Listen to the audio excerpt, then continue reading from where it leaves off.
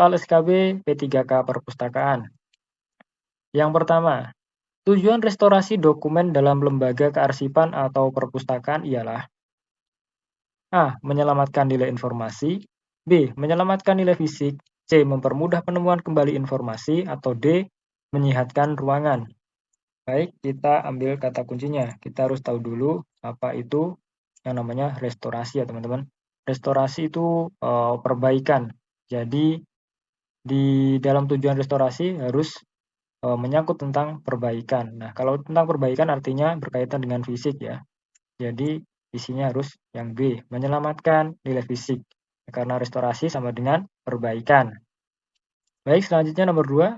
Fungsi utama pelestarian adalah A. Melindungi, B. Memperbaiki, C. Membuat alih bentuk dokumen, atau D.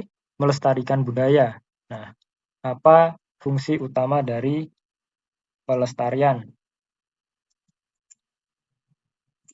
Pelestarian harusnya adalah melindungi ya teman-teman. Baik teman-teman, di soal ini ada 14 soal yang beserta dengan penjelasannya. Untuk nanti ada 2 tambahan soal lagi, yaitu soal yang bisa teman-teman kerjakan sendiri, nanti jawabannya bisa ditulis di kolom komentar ya teman-teman. Selanjutnya di nomor 3, pustakawan memerlukan pengetahuan mengenai pelestarian bahan pustaka dikarenakan A. Bahan pustaka bisa rusak dengan sendirinya, B. Adanya peledakan informasi, C. Adanya kemajuan teknologi canggih, atau D. Meningkatnya polutan dalam udara. Pustakawan memerlukan pengetahuan mengenai pelestarian bahan pustaka karena bahan pustaka bisa rusak dengan sendirinya. Ini yang paling tepat ya teman-teman. Jawabannya adalah yang A. Selanjutnya di nomor 4, lembaga di USA yang paling memperhatikan masalah pelestarian dan perawatan dokumen ialah A. Newberry Library di Chicago, B. Library of Congress, C. Columbia University School of Library Studies, atau D. Cambridge University School of Library Studies. Nah, kalau ada yang namanya lembaga di US atau di Amerika, ini jawabannya pasti yang ini, Library of Congress ataupun biasa disebut dengan LC ya teman-teman, Library of Congress. Teman-teman yang baru bukan dari lulusan murni perpustakaan, teman-teman bisa menyimak video-video kami tentang materi-materi perpustakaan.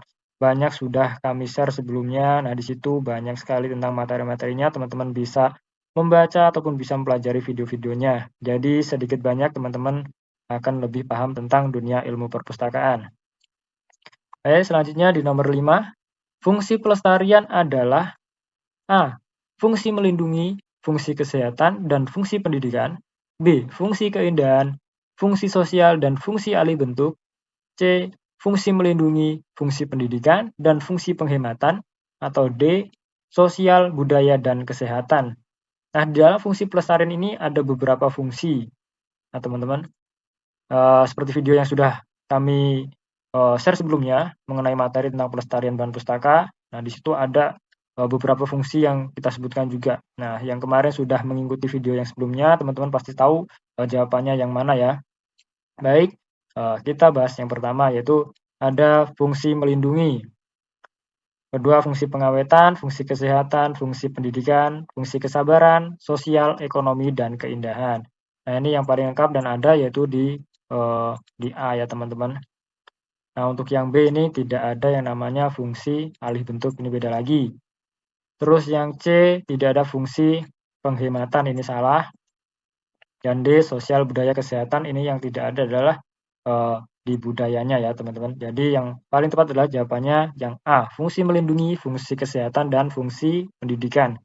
Nah, untuk artinya masing-masing teman-teman bisa melihat video yang sebelumnya di fungsi pelestarian ataupun di pelestarian bahan pustaka. Nah, di situ sudah kita jelaskan dengan detail ataupun secara rincinya ya teman-teman.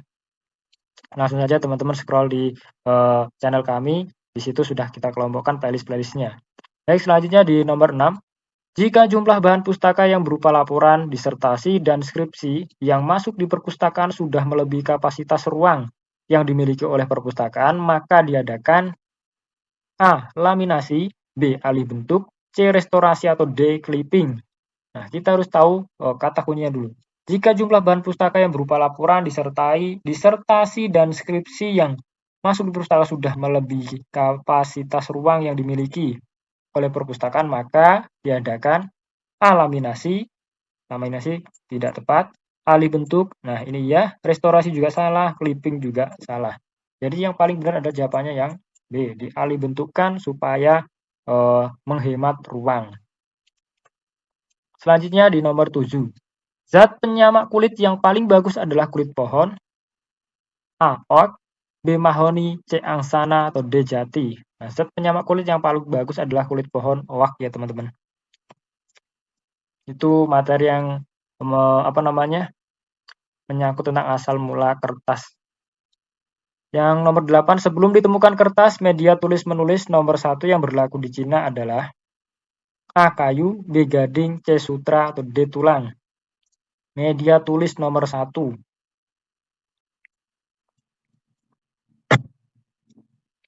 Baik, kita cari kata kuncinya yaitu nomor 1 ya teman-teman. Kayu itu nomor 2. Yang nomor 1 adalah sutra.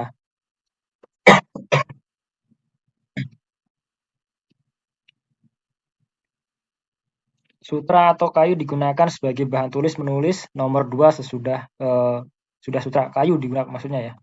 Jawabannya yang C.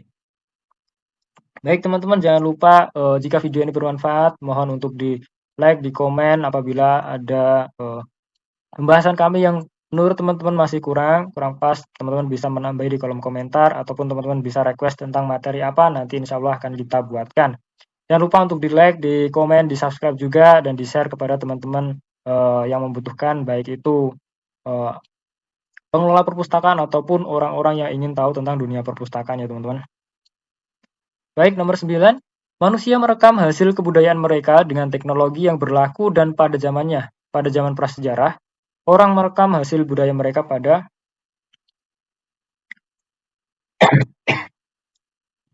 A. Kulit, B. Kertas, C. Tembaga, atau D. Sutra.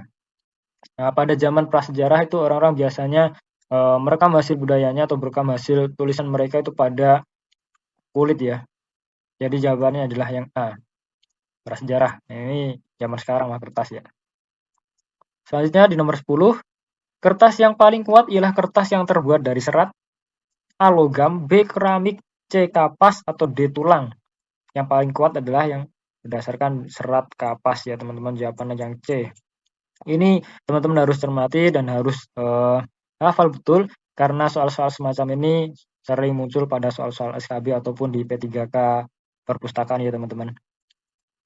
Selanjutnya di nomor 11, yang tidak termasuk serangga perusak buku adalah rayap, kecoa, belalang, atau D. kutu buku. Nah, ini jelas teman-teman semuanya sudah tahu, jawabannya yaitu yang belalang.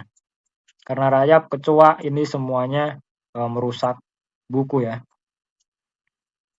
Nomor 12, dari berbagai macam perusak bahan pustaka ini yang paling berbahaya ialah kecoa, rayap, manusia, atau D. banjir. Semuanya perusak bahan pustaka, cuma kata kunci adalah yang paling berbahaya. Jelas di sini adalah manusia ya teman-teman. Selanjutnya di nomor 13, yang termasuk kekuatan alam yang dapat merusak bahan pustaka yang paling hebat. Merusak bahan pustaka yang paling hebat. Kata kuncinya ini, kekuatan alam. Gempa bumi termasuk, banjir termasuk, angin tofan iya, hujan iya. Tapi yang paling tepat jawabannya adalah yang B, banjir. Nomor 14, jamur bisa tumbuh pada bahan pustaka di kelembapan A. rendah, B. sedang, C. tinggi, atau D. normal. Ini merupakan soal yang terakhir untuk yang kita bahas di hari ini. Nanti untuk 2 soal berikutnya teman-teman bisa jawab di kolom komentar ya teman-teman. Nanti akan kita bahas juga, kita balas komennya, jawabannya seperti apa. Baik, jamur bisa tumbuh pada bahan pustaka jika kelembapan rendah, sedang, tinggi, atau normal.